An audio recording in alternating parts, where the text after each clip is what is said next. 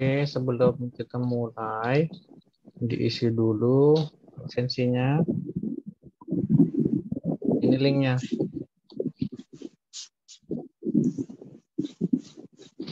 Diisi dulu ya, absennya. Jelly pakai kipas Iya, ya? Pak. Iya, Pak. Jelly pakai kipas ya? Suaranya bergemuruh.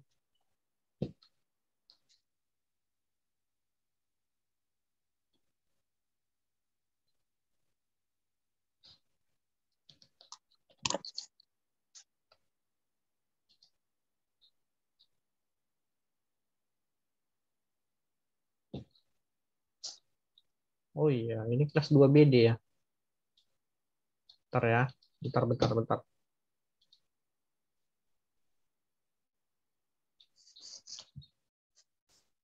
Kelas 2. Ada yang kurang ini. Aduh, bentar ya. Absennya ada yang kurang. Kalian kelas 2 berapa? 2 BDB. Kalau yang udah isi absensi, Pak. Emang ada kelasnya situ?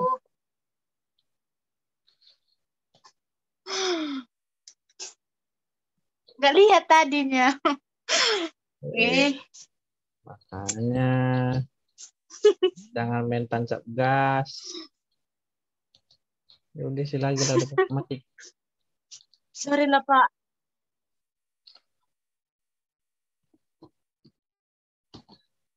Nah, Terus macam mana tuh, Pak? Aduh. bentar bawa matikan dari sini apa?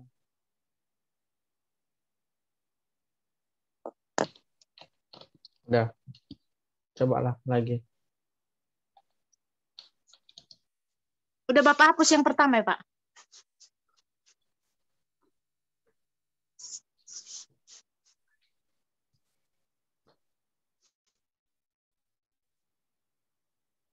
Siapa tadi? Juli ya. Ya udah diulangi aja lagi nggak apa-apa. Juli, iya, Pak. Diulangi aja, diulangi.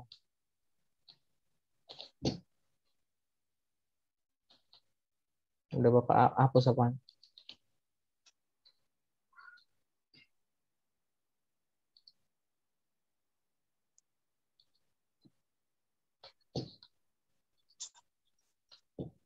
Cuman ini aja ya.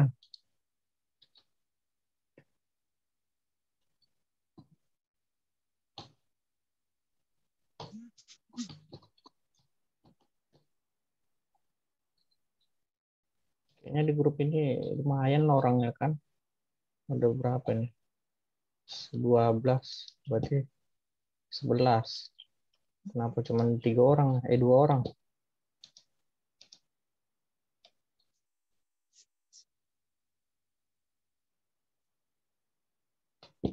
Kita lanjut aja lah ya.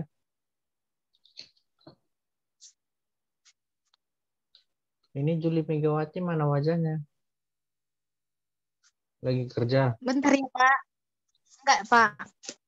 Oh, Bapak kirain lagi tempat kerja.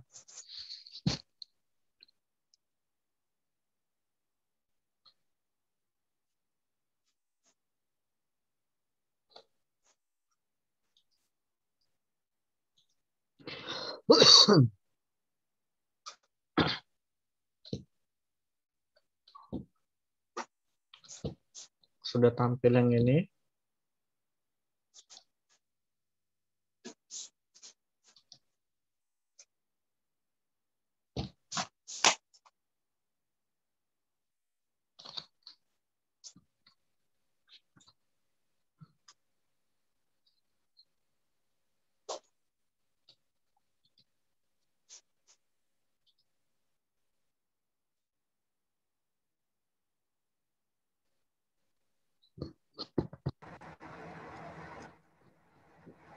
Oke, selamat malam yang baru datang.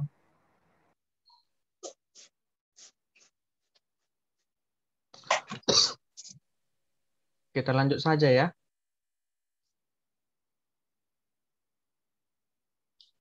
Gimana? Bisa dilanjut?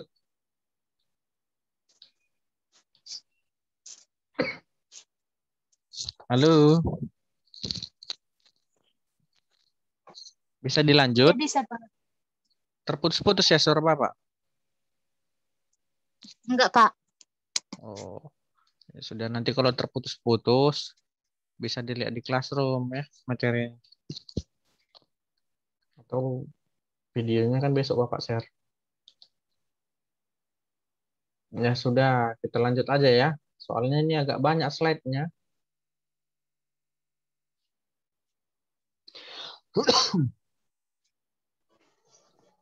Jadi di sini materinya konsep dasar pemrograman berorientasi objek.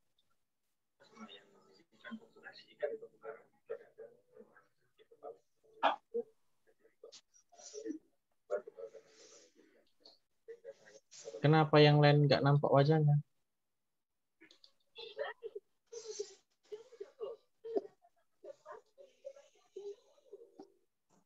Halo, yang lain pada ngapain?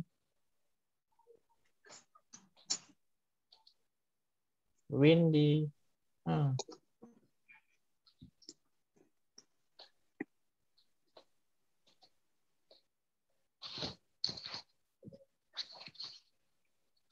Iya, Pak. Yang lain pada ngapain? Kok nggak nampak wajahnya? Atau sambil tidur? Iya, Pak. Ya sudah, Bapak lanjut aja.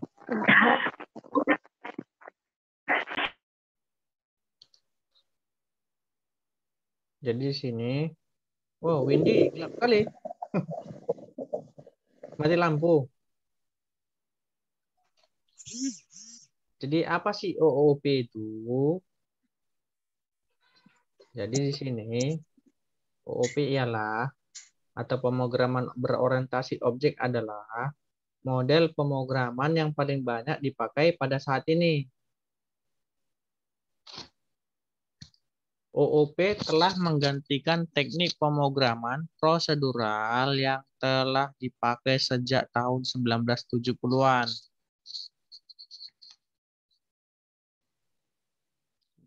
Kemudian, sini program yang dipakai nanti ialah Java. Jadi sini Java adalah bahasa pemrograman berorientasi objek. Karena itu, kita harus memahami OOP agar dapat produktif menggunakan Java. Jadi pemrograman yang berorientasi objek akan terdiri dari objek-objek. Objek-objek ini seringkali mempresentasikan apa yang ada di dunia nyata.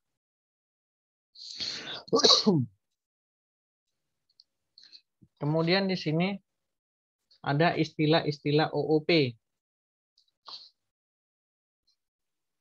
Yang pertama istilahnya adalah kelas. Yang kedua objek. Yang ketiga enkapsulasi. Yang keempat abstraksi. Yang kelima pewarisan. Yang keenam polimorfisme. Yang keenam instantation. Yang ketujuh ada instant variable. Kemudian selanjutnya ada metode. Jadi di sini bahasa pemrograman prosedural. Serangkaian tugas yang diselesaikan dalam bentuk fungsi atau prosedur. Sudah belajar Pascal? Bapak. Nah, jadi Pascal kan ada prosedurnya. Kalau mau mulai apa? Harus menggunakan uses win CRT. Betul? Betul kan? Betul apa salah? Kira-kira tanpa proseduralnya jalan nggak programnya?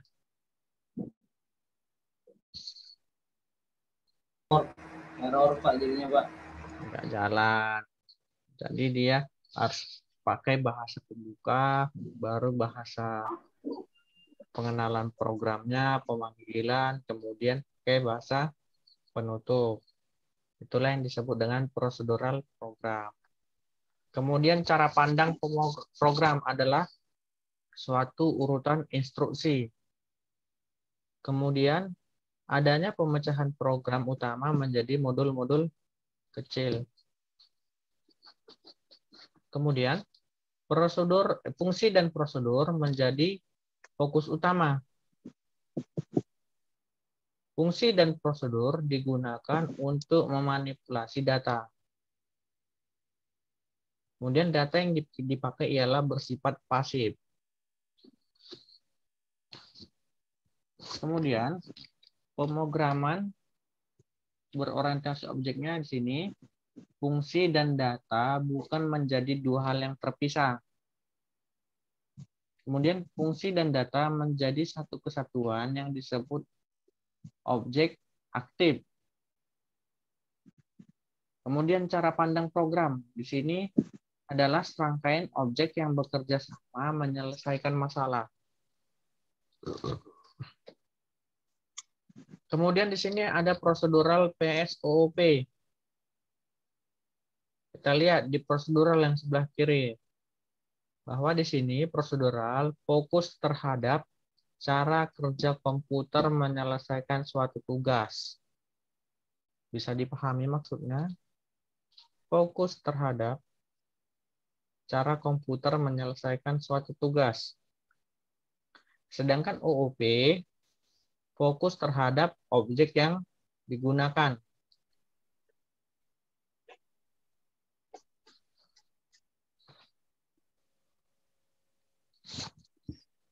Kemudian, di sini pengertian objek oriented. Bahwa sini suatu paradigma yang menggunakan objek dengan identitas yang membungkus, properties dan operasi, melewatkan pesan dan inheritance untuk menyelesaikan domain permasalahan. Pengertian object orientation system. Jadi di sini pengertiannya bahwa sebuah sistem yang dibangun berdasarkan metode berorientasi objek. Nah, di sini juga ada objek. Misalnya sebuah benda di dunia nyata bisa saja dianggap sebagai objek. Contohnya apa? Kursi, meja, buku, sepeda, komputer, manusia juga bisa. Penggambaran program berorientasi objek sama dengan penggambaran di dunia nyata.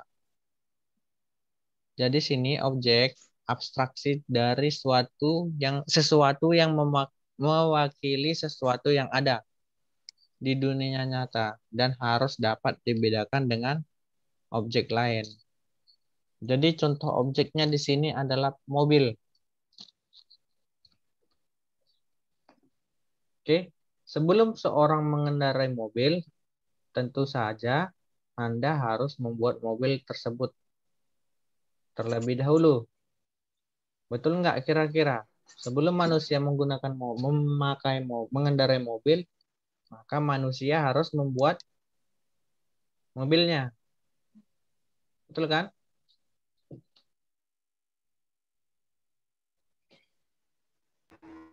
Gimana? Betul kan? Oke. Betul, Pak. Selanjutnya, bagaimana cara membuat mobil tersebut? Langkah pertama, menggambar desain mobil. Langkah kedua, menambahkan detail mobil tersebut. Misalnya, desain pedal gas untuk maju, desain rem untuk berhenti, desain setir untuk belok kiri dan kanan.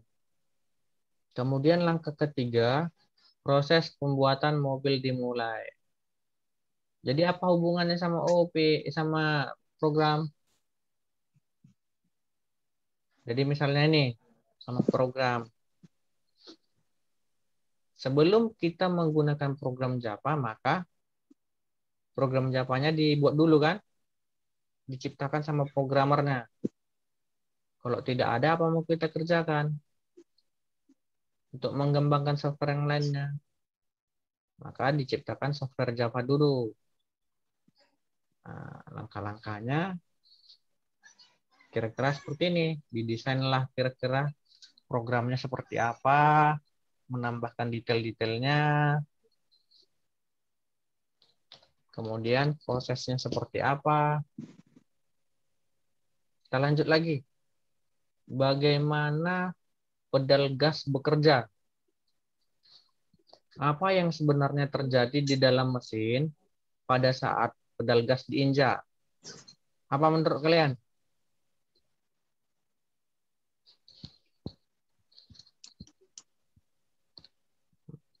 Maka ketika pedal gas diinjak,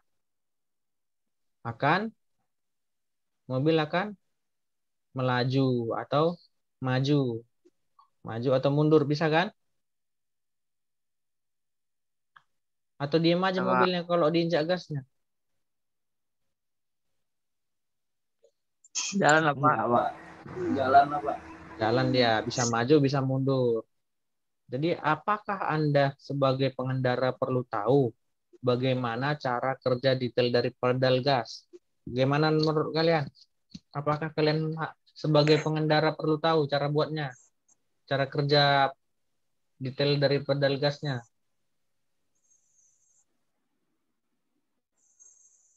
Gimana? Juli perlu tahu? Apa, Pak? Ini yang kedua, apakah Anda sebagai pengendara perlu tahu bagaimana cara kerja detail dari pedal gas?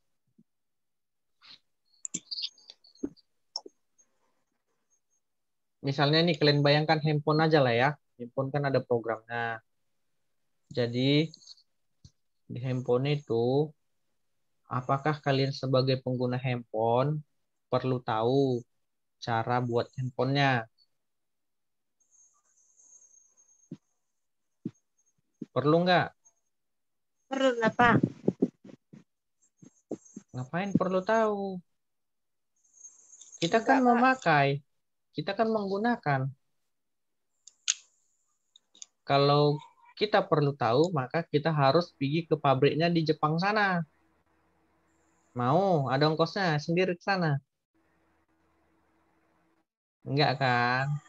Jadi di sini jawabannya tentu tidak. Yang perlu kita ketahui hanyalah bahwa kalau pedal gas diinjak, maka akan mempercepat laju mobil. Berarti artinya detail dan cara kerja pedal disembunyikan dari penggunanya. Berarti dia detailnya bersifat rahasia.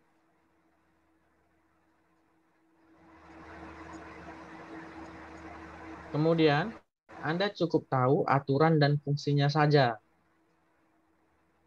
Injak pedal gas sebelah tengah, maka mobil akan melaju. Bagaimana? Ada yang keberatan dengan argumen ini? Tidak kan? Setuju kan?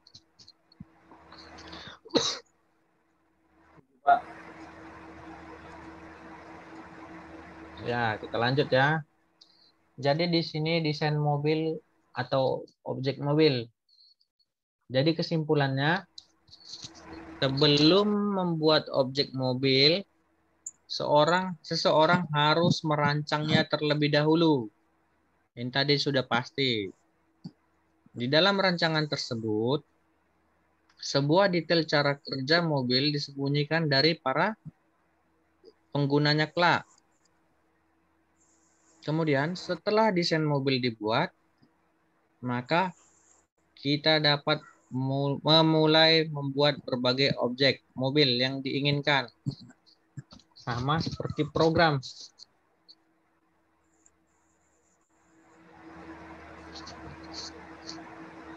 Apakah kita sebagai pengguna program misalnya, apa yang sudah kalian gunakan? Pemrograman web udah? Atau Visual Basic udah? Belum? Sudah dipelajari?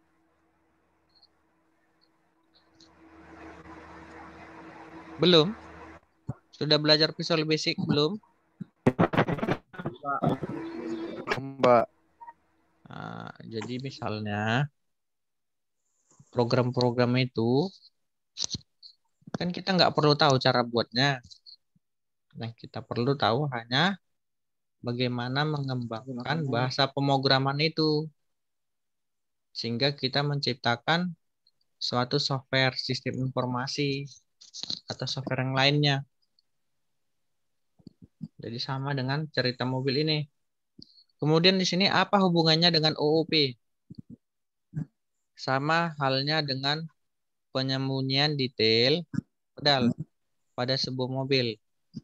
Di OOP kita menyembunyikan detail pemrograman di dalam sebuah metode.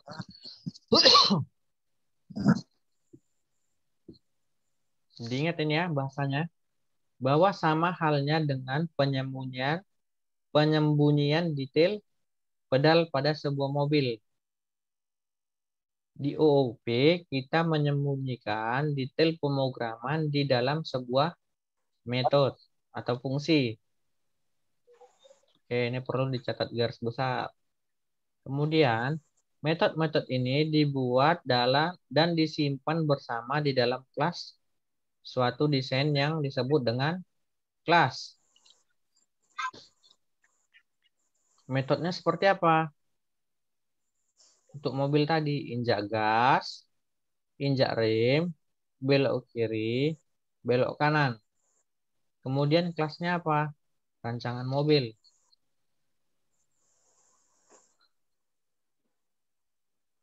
Jadi di sini pada kelas, kumpulan objek-objek yang memiliki atribut yang sama. Kemudian template untuk membuat objek. Selanjutnya prototype atau blueprint yang mendefinisikan variabel-variabel dan metode-metode secara umum.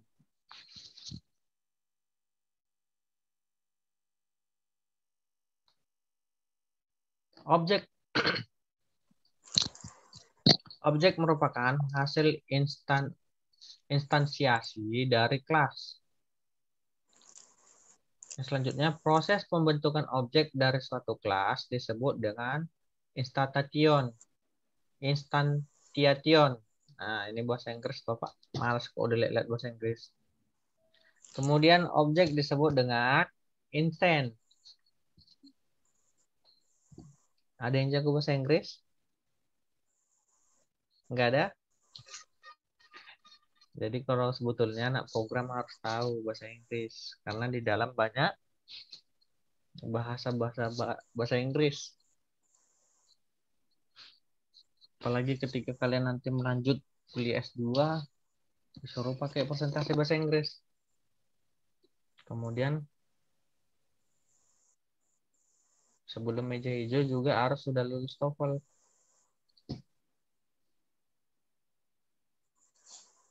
Jadi di sini analogi kelas dan objek. Di dalam proses memasak puding. Ini udah lain lagi ceritanya, udah puding.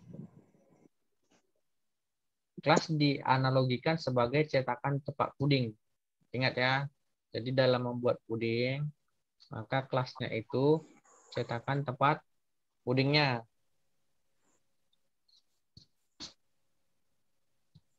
Sedangkan objek dianalogikan sebagai puding-puding hasil cetakannya. Ngerti? Objeknya berarti hasilnya. Apa namanya istilahnya puding? Agar-agar bisa dibilang puding.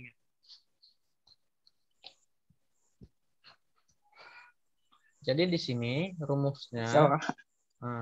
Jadi di sini rumusnya satu kelas sama dengan n buah objek. Kemudian di sini kelas PS objek sama dengan data tipe PS variabel. Selanjutnya atribut. Di sini yang dibahas data yang membedakan antara objek yang satu dengan yang lain. Contohnya apa? Manusia salah satu makhluk hidup. Maka yang menjadi atributnya pada manusia ada status, berat badan, tinggi badan. Dan banyak lagi sebetulnya yang bisa dimenjadikan objek, seperti pada KTP itu. Jadi di dalam kelas, atribut disebut sebagai variabel.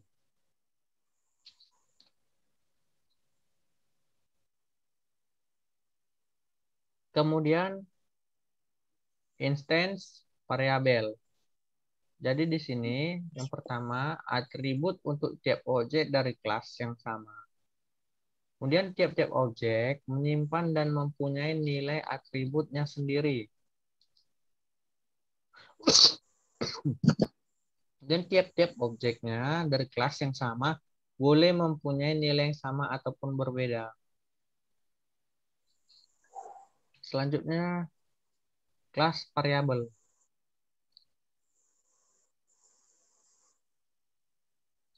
Atribut untuk semua objek yang dibuat dari kelas yang sama.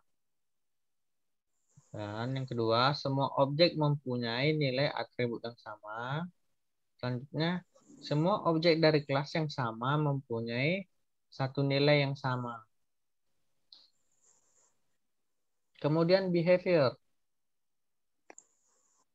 Yang dibahas ini yaitu hal-hal yang biasa dilakukan sebuah objek dari sebuah kelas. Kemudian digunakan untuk mengubah nilai atribut sebuah objek dan menerima informasi dari objek lain. Kita mengirim informasi ke objek lain untuk menyelesaikan suatu task.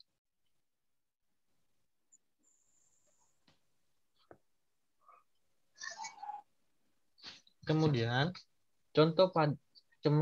behaviornya yang ketiga, contoh pada objek manusia, yaitu mengerjakan tugas kuliah, mandi, tidur, makan. Dalam sebuah kelas behavior sering disebut dengan metode. Kemudian metode. Yang pertama, rangkaian statement dalam suatu kelas yang menghandle suatu task. Yang kedua, cara objek berkomunikasi dengan objek lain adalah dengan menggunakan metode. Ini dia contohnya. Misalnya di sini binatang. Maka atributnya dari binatang apa? Ada kaki, telinga, mata, mulut. Ada enggak yang sama binatang enggak ada ini?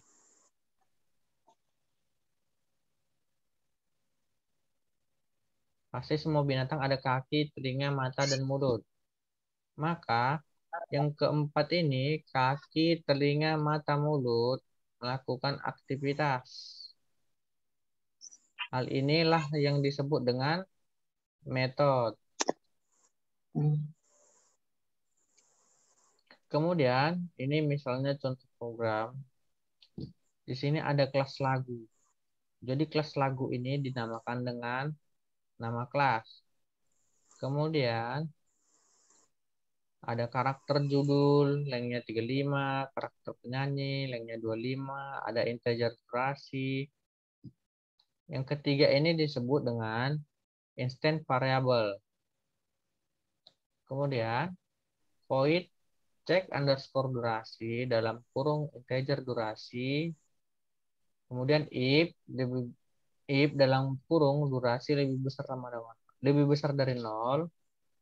Kemudian sistem titik out titik println dalam kurung petik valid.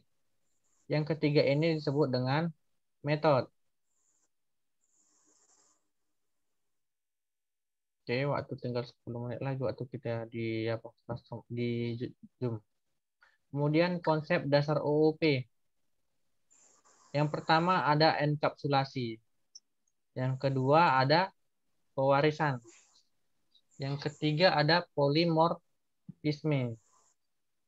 Nah, ini dia enkapsulasi. Yaitu pembungkusan variabel dan metode dalam sebuah objek yang terlindungi serta menyediakan interface untuk mengakses variabel tersebut. Kemudian, yang kedua, variabel dan metode yang dipunyai sebuah objek bisa ditentukan hak aksesnya. Yang ketiga, Contohnya mobil. Mobil sangat dibutuhkan orang sebagai sarana transportasi. Tapi cara kerja tiap bagian di dalam mobil tersebut tak penting untuk diketahui.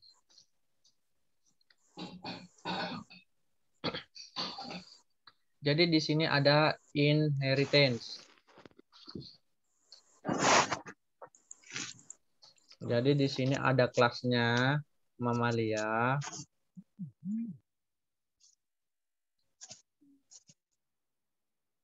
Ada yang tahu artinya nih? Makan, tidur, reproduksi ya.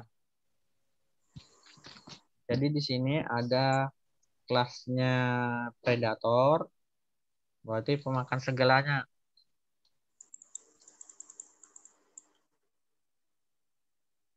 Jadi predator ini dia bersifat pembunuh.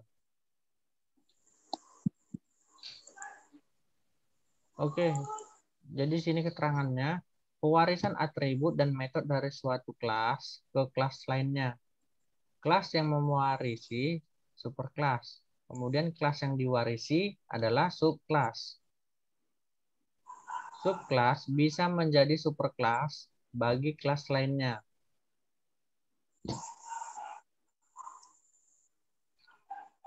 Kemudian keuntungan inheritance.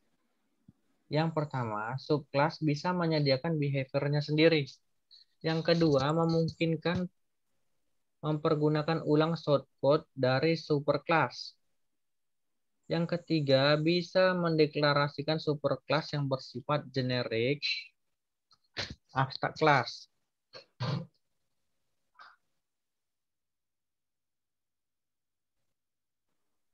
Kemudian single inheritance. Yang pertama, subkelasnya hanya diperbolehkan mempunyai satu superkelas. Bahasa yang digunakan, bahasa pemrogramannya yaitu Java. Kemudian multiple inheritance. Yang pertama, satu kelas diperbolehkan mempunyai lebih dari satu superkelas.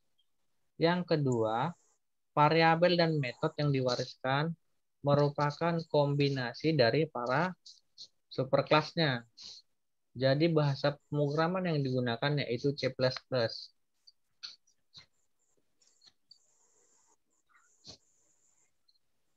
Ini dia polimorfisme.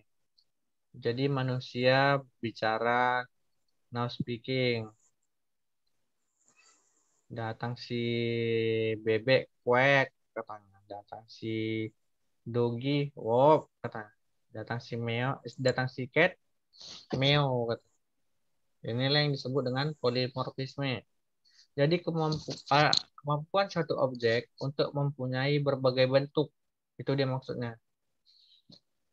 Di sini, polimorfisme diturunkan dari bahasa Latin, yaitu poli, yang berarti banyak, dan morph, yang berarti bentuk.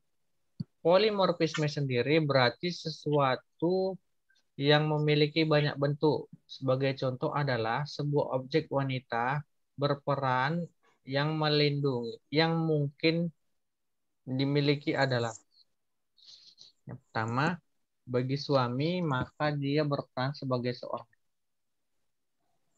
Maka bagi suami wanita tersebut berperan sebagai seorang istri. Kemudian buat anak-anak, wanita tersebut berperan sebagai seorang ibu. Di tempat kerja, maka dia akan berperan sebagai seorang karyawan. Di tempat kuliah, maka wanita tersebut berperan sebagai mahasiswi. Di tempat arisan, maka dia berperan sebagai ketua arisan.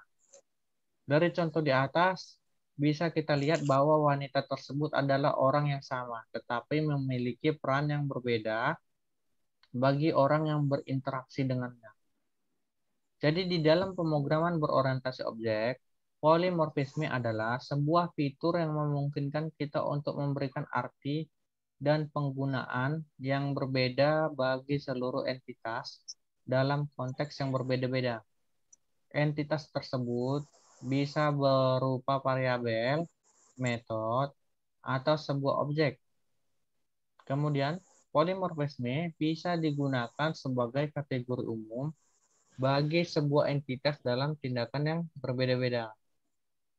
Oke, waktu kita tinggal 3 menit.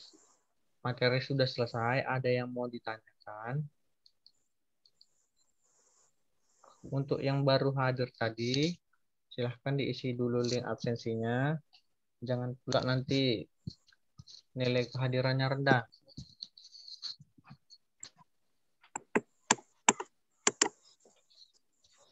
Tigor di mana nih? Matedius Tigor di kantor? Di kantor bukan? Di rumah, Pak. Kursinya kursi manajer soalnya. Takut Bapak lihatnya. Ya kan? Kursi Bapak. manajer. Kursi manajer kan kursi si Matedius Tigor, kalian lihat.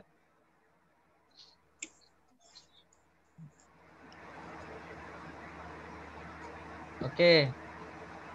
Jadi itulah sekedar pengantar untuk materi kedua. Mungkin nanti di materi ketiga kita sudah masuk pemrograman. Biasanya itu masih Hello World. Sama kan waktu di Pascal kemarin pun gitu dia. Hello World juga kan, Mas ya.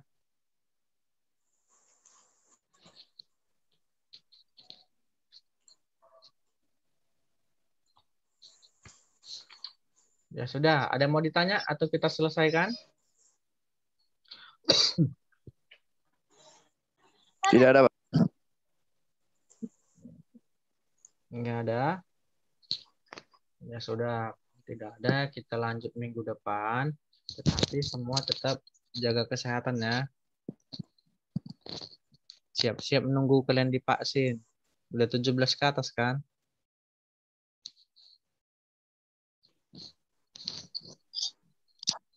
Belum ada yang divaksin kan? Halo. Belum, Pak. Nah, Belum, Pak. Bapak udah 2 kali.